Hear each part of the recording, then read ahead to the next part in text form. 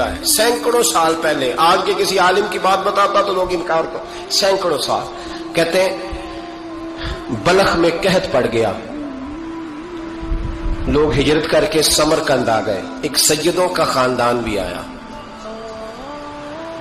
ایک ایسی خاتون بھی آئی جس کے ساتھ 3 بیٹیاں تھی، بیٹا بھی کوئی نہیں، خاوند فوت ہو گیا.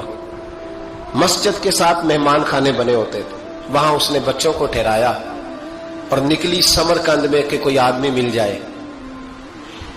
تو وہ سیٹھ صاحب، چودھری صاحب کہنے لگے مجھے کیسے پتا چلے گا تو سید ہے؟ مجھے بتاؤ. کسی کو چوک میں کھڑا کر کے کہا جائے بتاؤ تو کون ہوتا ہے، اس شخص کا کیا اشر ہوتا ہے، کیا حال ہوتا ہے. کہا کیسے پتا چلے گا؟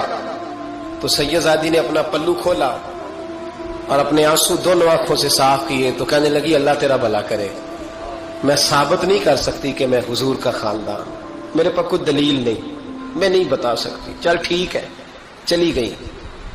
کسی نے بتایا کہ یہاں ایک یہودی بھی رہتا ہے، وہ بڑا سخی ہے، یا آتش پرست ہے یا پارسی ہے کافر غیر، سخی بڑا ہے. اس کے پاس گئی، بیٹھی رہی، لوگ بیٹھے تھے. جب چلے گئے تو قریب گئی، کہنے لگی مجبور ہوں، پریشان ہوں، غریب نہیں ہوں. کہنے لگا بی بی تجھے کبھی دیکھا نہیں، سمرقند کی اتنی آبادی نہیں، میں سارے شہر، تو کون ہے؟ تو کہنے لگی تعارف نہ ہی پوچھے تو اچھا ہے.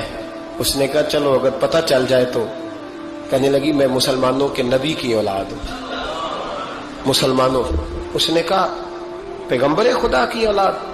اٹھ کے کھڑا ہو گیا، بی بی کو ساتھ لیا، گھر گیا. کہنے لگا جو صاف ستھرا کمرہ ہے نا اسے پھر دھو ڈالو، ایک دفعہ پھر دھو ڈالو. کمرہ دھلایا، صاف کرایا. پھر کہنے لگا بی بی میرے برتن زیادہ صاف ستھرے نہیں، میں نئے نہ خرید کے لا دوں. پھر نئے برتن لایا.